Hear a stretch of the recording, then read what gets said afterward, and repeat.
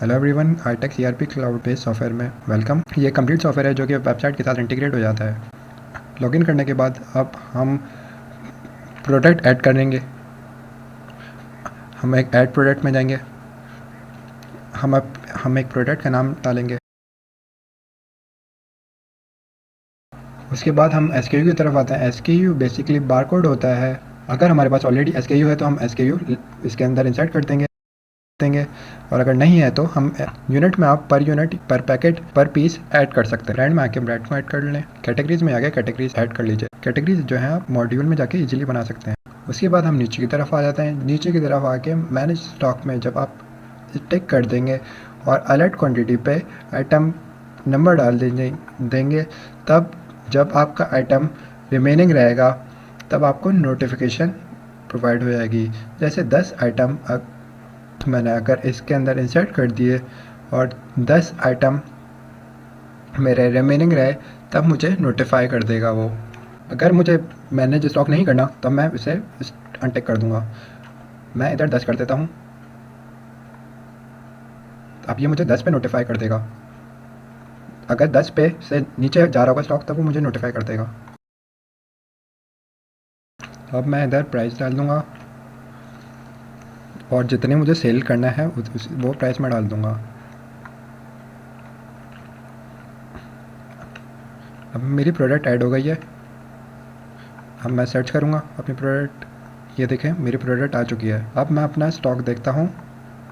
ये क्लिक करता हूँ मैं इस पर। अब ये देखें, मेरा जो स्टॉक है वो 0 है। अब हम स्टॉक रिपोर्ट पे जाते हैं।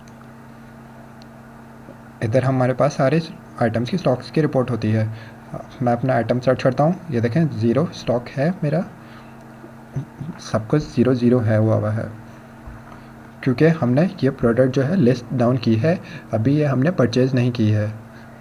अब ये प्रोडक्ट को हम स्टॉक में ऐड करते हैं। स्टॉक ऐड करने के लिए हमारे पास दो तरीके होते हैं। एक तरीका जो कि हम ओपनिंग स्टॉक डाल रहे होते हैं। हम प्रोडक्ट पे जाकर एक्शंस में जाके ऐड और एडिट ओपनिंग स्टॉक पे जाके क्लिक करेंगे। इधर मेरे पास आइटम्स की क्वांटिटी 0 आ रही है। अब मैं इधर आइटम्स अपने 10 डाल देता हूँ और मेरी क्वांटिटी कॉस्ट जो मैंने डिफ़ाइन की हुई थी वो 100 की हुई थी। तो 10 इंटू 100 उसने खुद ब खुद उसने मल्टीप्लाई करके दे दी। अब मैं अपना आइटम पे क्लिक करता हूँ और अपना स्टॉक देखता हूँ। मेरा स्टॉक जो है 10 पैकेट जो है वो इंक्रीज़ हो चुके हैं। अब मैं स्टॉक रिपोर्ट में जाता हूँ। करंट स्टॉक में 10 पैकेट्स है। करंट स्टॉक वैल्यू जो है इसकी 1000 है। ये आप करेंसी की वैल्यू आप चेंज कर सकते हैं सेटिंग्स में जाकर। सेटिंग्स या मॉड्यूल में जाकर आप इजीली करेंसी की वैल्यू चेंज कर सकते हैं। अब मैं पीओएस की तरफ चलता हूँ। पीओएस में जाकर मैं इसे सेल करने की कोशिश करता हूँ। मैं अपने प्रोडक्ट डाल देता हूँ। क्वांटिटी मैं डाल देता हूँ। 5 क्वांटिटी मैंने डाल दी है। मैं इधर कैश पेमेंट गेट पे सेलेक्ट कर लेता हूँ। अब मेरे पास एक इनवॉइस खुल जाएगी। मैं इसे कैंसिल कर देता हूँ।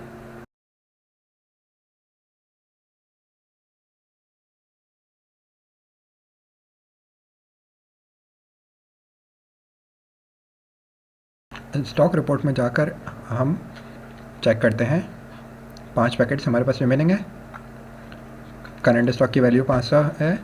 टोटल यूनिट जो हमने बेचे वो 5 है। ये दो तरीका हमने ओपनिंग स्टॉक का देख लिया। अब हम परचेजिंग एक सप्लायर से करते हैं। परचेजेस के मॉड्यूल में जाते हैं। हम ऐड परचेजेस में जाते हैं। उसके बाद हम सप्लायर की डिटेल्स डालेंगे। अगर सप्लायर की डिटेल नहीं डाली हुई तो प्लस के आइकन को दबा के सप्लायर की डिटेल डाल देंगे। परचेज स्टेटस में जाके परचेज स्टेटस में हम आइटम अगर हमने रिसीव कर लिया तो हम रिसीव पे क्लिक करेंगे। अगर हमारा आइटम पेंडिंग पर है और आ रहा है तो हम पेंडिंग क्लिक करेंगे। और अगर आइटम का हमने ऑर्डर कर दिया है तो हम ऑर्डर पे क्लिक कर देंगे। तो इस सिनेरियो में हम लोग रिसीव पे क्लिक कर देते हैं। हमारे पास आइटम रिसीव हो चुका है। अब मैं इधर अपना आइटम इंसर्ट कर देता हूँ जो मुझे परचेज़ करनी है सप्लायर से। अब मैं इधर अपना आइटम यूनिट जो है वो डाल देता हूँ, 50 डाल देता हूँ। कॉस्ट जो है मेरी 100 है ऑलरेडी, जो उधर डिफाइन थी। अब मैं सेव कर देता हूँ अपना आइटम। अब मैं अपना क्वांटिटी देखता हूँ कि मेरी स्टॉक की क्वांटिटी कितनी हो गई है। अब मैं लिस्ट प्रोडक्ट में जाता हूँ, इधर सारी मेरे जितने भी आइटम्स हैं इधर सारे लिस्ट प्रोडक्ट्स में ऑलरेडी होते हैं। अब मैं इधर अपना प्रोडक्ट सेट करता हूँ। अब देखें यहाँ पर मेरे जो हैं वो 55 हैं, क्योंकि मैंने यहाँ पे 50 परचेजेस किए थे। ठीक है, करंट स्टॉक वैल्यू जो है उसने इतनी बता दी है, क्योंकि इतना मेरा एसेट पड़ा हुआ है। यही चीज़ मैं स्टॉक रिपोर्ट में जाके चेक कर सकता हूँ। अब मैं पीओएस में जाता हूँ। अब मैं अपना आइटम यहाँ पे सर्च करता हूँ जो मुझे सेल करना है। मेरे पास अभी टोटल क्वांटिटी 55 है। इधर मैं ऐसी ट्राई करता हूँ कि अब मेरे पास 56 सेल करने की कोशिश करता हूँ। ये बता रहा है कि मेरे पास आइटम जो है वो 55 ही अवेलेबल हैं। मुझे बता रहा है कि आइटम जो है वो मैं सिर्फ ओनली 55 सेल कर सकता हूँ, क्योंकि मेरे पास स्टॉक जो है 55 का पड़ा हुआ है। अब मैं अपना आइटम कैश पे क्लिक करके सेल कर सकता हूँ। जब मैं कैश पे क्लिक करता हूँ तब मेरा आइटम से डिक्रीज़ हो जाता है। जब मैं ड्राफ्ट या कोटेशन पे क्लिक करता हूँ तब मेरा आइटम डिक्रीज़ नहीं होता। अगर मुझे किसी क्लाइंट को एक कोटेशन देनी है तब कि इतना आइटम मैं इतने रेट पे सेल कर रहा हूँ, तब मैं कोटेशन पे क्लिक कर दूँगा और मेरा आइटम डिक्रीज़ नहीं होगा, और मैं जितने रेट पे सेल कर रहा हूँ वो मैं कोटेशन उसे सेंड कर सकता हूँ। कोटेशन पे मेरे पास एक डॉक्यूमेंट आ जाता है जो कि मैं अपने क्लाइंट को सेंड कर सकता हूँ कि मैं इतने रेट पे इतने आइटम सेल कर रहा हूँ। अगर सेव पे क्लिक कर दूँगा तो आइटम मेरे पास ये डॉक्यूमेंट सेव हो जाएगा। अब मैं स्टॉक रिपोर्ट पर जाता हूँ और देखता हूँ कि मेरा स्टॉक जो है वो कम हुआ है या नहीं।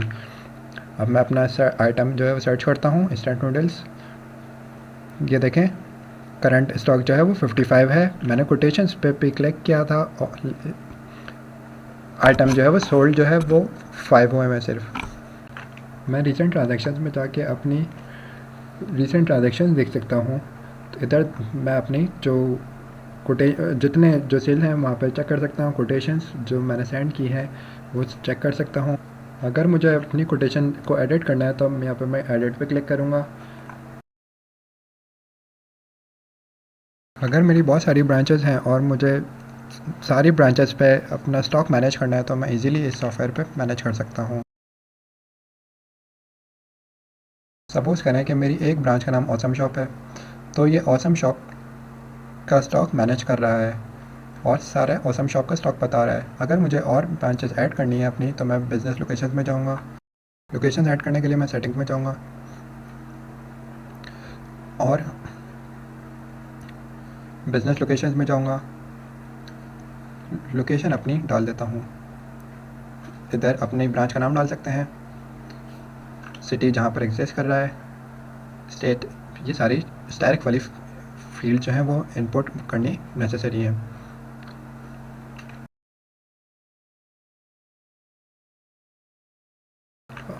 अब मैं लोकेशन अपनी सेव कर लेता हूँ। अब मैं लोकेशंस में आकर देखता हूँ कि दो मेरे पास लोकेशन आ रही हैं। लिस्ट प्रोडक्ट्स में जाकर देखता हूँ कि मेरी प्रोडक्ट कौन सी ब्रांच में एग्जिस्ट कर रही है। इंस्टेंट नूडल्स पे मैं क्लिक कर रहा हूँ तो ये ऑसम शॉप पे आ रही है, जो कि सबसे मेरी पहली ब्रांच थी।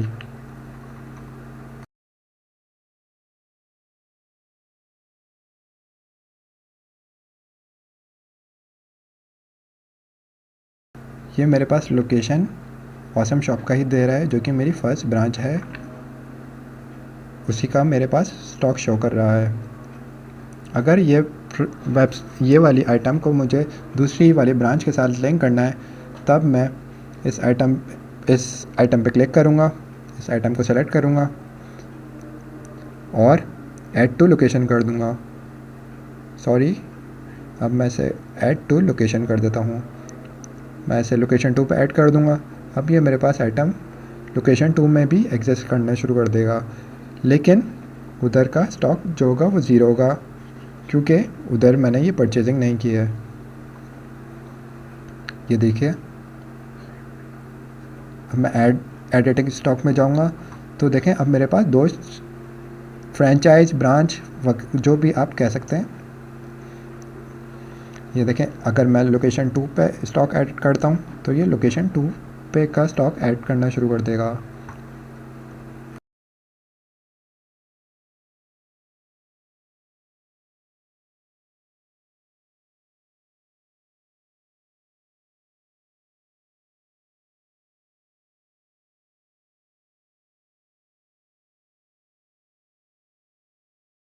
अब मैं परचेज आइटम्स में जाता हूँ।